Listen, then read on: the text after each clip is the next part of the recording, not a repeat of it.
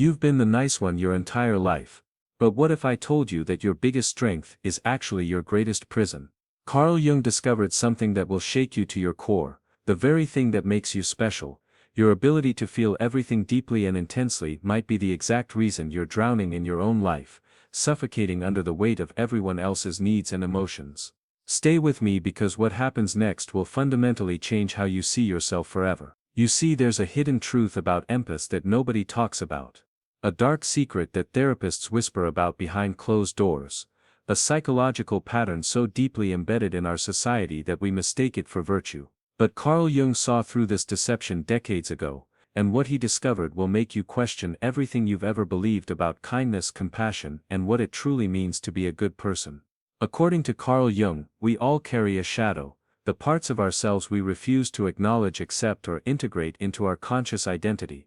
For most people, this shadow contains their capacity for cruelty, selfishness, or aggression.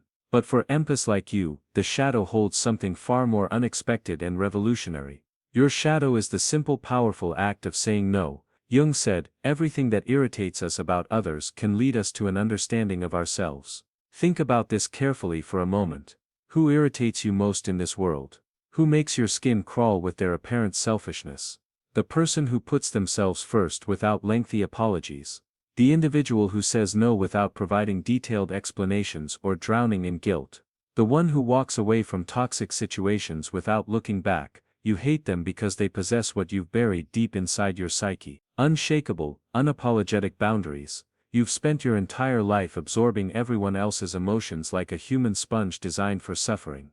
Their pain becomes your personal crisis to solve. Their needs transform into your emergency to handle. Their problems somehow become your responsibility to fix, even when they never asked for your help. Their moods dictate your entire day. Their stress becomes your insomnia. Their relationship drama becomes your obsession. But here's what Carl Jung discovered about this exhausting pattern that's been secretly ruling and destroying your life for decades. Jung believed that the privilege of a lifetime is to become who you truly are, but empaths like you have spent decades, sometimes entire lifetimes, becoming exactly who everyone else desperately needs you to be. You've become a shapeshifter, morphing your personality to fit whatever role others require. You say yes when every fiber of your being screams no in protest. You smile brightly when you're dying inside from exhaustion and resentment. You give endlessly until you're completely empty, running on fumes and caffeine.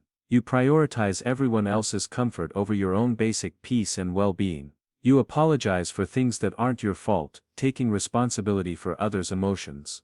You minimize your own needs while amplifying everyone else's desires. Hook 4. And here's the cruelest part of all. The people you're desperately trying to save, fix, and please don't even respect you for your endless sacrifices. Carl Jung said, I am not what happened to me, I am what I choose to become. But when was the last time you actually chose anything purely for yourself? When did you last make a decision based solely on what would bring you genuine joy, peace, or fulfillment? When did you last prioritize your own healing over someone else's temporary comfort? Your childhood programmed you with devastating precision. Maybe you were the family mediator, always responsible for keeping everyone happy and preventing conflict. Perhaps you learned early that love equals endless sacrifice and self-abandonment. You discovered that your worth as a human being depended entirely on how much you could give others, how much you could endure, how invisible you could make your own needs. The family scapegoat who absorbed all the dysfunction, the parentified child who raised your siblings. The emotional caretaker who managed everyone's feelings. The peacekeeper who sacrificed their own voice to maintain harmony. But what happens when the empath finally wakes up from this suffocating nightmare? According to Carl Jung, individuation, the process of becoming your authentic self, requires facing brutally uncomfortable truths about your life, your relationships, and the systems you've been unconsciously participating in. For empaths, this awakening moment is absolutely devastating and life-altering. You start recognizing the painful patterns everywhere around you. People only reach out when they desperately need something from you, never to check on your well-being. Your so-called friends mysteriously vanish when you stop constantly giving and being available. The emotional vampires in your life scatter like roaches when you're no longer their endless supply. Nobody ever asks how you're actually doing, they just dump their problems and expect solutions. Your phone only rings when someone needs money, advice, babysitting, or emotional labor. People get angry when you're sick because you can't meet their needs. Your worth to others is directly tied to your usefulness and availability. The crushing truth. Half the people in your life aren't actually there for you as a person. They're there for what you consistently give them without expecting anything in return. Carl Jung discovered that this awakening, though incredibly painful, is absolutely necessary for psychological health and authentic living. He said, "The meeting of two personalities is like the contact of two chemical substances. If there is any reaction, both are transformed. But you've been having completely one-sided reactions your entire exhausting life. You change, adapt and transform to accommodate everyone else while they remain exactly the same, expecting your endless flexibility and understanding." Jung talked extensively about the critical importance of integrating our shadow self into our conscious personality. For empaths, this means courageously embracing something you've been taught is absolutely evil, selfish and morally wrong. Healthy selfishness and appropriate self-advocacy. And when you finally give yourself permission to be appropriately selfish and put yourself first, the entire world around you explodes with outrage. People immediately call you changed, in accusatory, disappointed tones. They insist you're not yourself anymore and demand the old version back. They guilt-trip you relentlessly, trying to drag you back into familiar patterns of self-sacrifice. They weaponize your empathy against you, using your compassion as manipulation. They question your mental health, suggesting you're having a breakdown. They remind you of all the times they were there for you, usually times when you gave them something. Carl Jung said, "The most terrifying thing is to accept oneself completely." Your friends and family desperately preferred the incomplete, self-sacrificing version of you. The version that existed solely to serve their needs without question, complaint, or expectation of reciprocity. But here's what they absolutely don't want you to discover about yourself. According to Carl Jung, where your fear is, there is your most important task. Your greatest fear, disappointing the people around you and losing their love or approval, your most crucial psychological task. Learning to disappoint them anyway without drowning in guilt or immediately backtracking. Every single no you courageously say is an act of personal rebellion against your conditioning. Every boundary you firmly set is a revolution against generations of programming.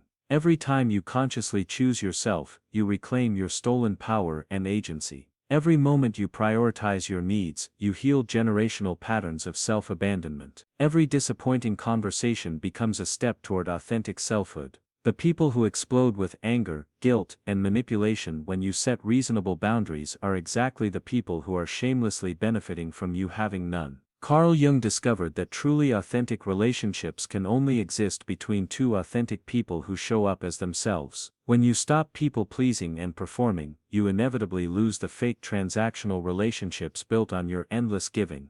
But you finally get to keep and deepen the real meaningful connections based on mutual respect and genuine care. Jung wrote extensively about psychological death and rebirth as essential life processes for human development. For empaths, this means consciously killing the version of yourself that exists purely to serve others' needs, manage their emotions, and maintain their comfort at the expense of your own well-being. This psychological death feels absolutely real and devastating. You find yourself mourning the constant approval and praise you'll lose when you change your behavior. Your carefully cultivated nice person reputation that opened doors, the addictive feeling of being desperately needed by everyone around you, the identity you've built entirely around being the helper, fixer, and giver, the sense of purpose that came from being indispensable to others, the familiar chaos that felt like love because it was all you knew. But what rises from these painful ashes will completely astound you and everyone who truly loves you. Carl Jung said, "Your vision becomes clear when you can look into your own heart. Who looks outside dreams, who looks inside wakes. When you finally stop looking outside for validation, approval, and worth,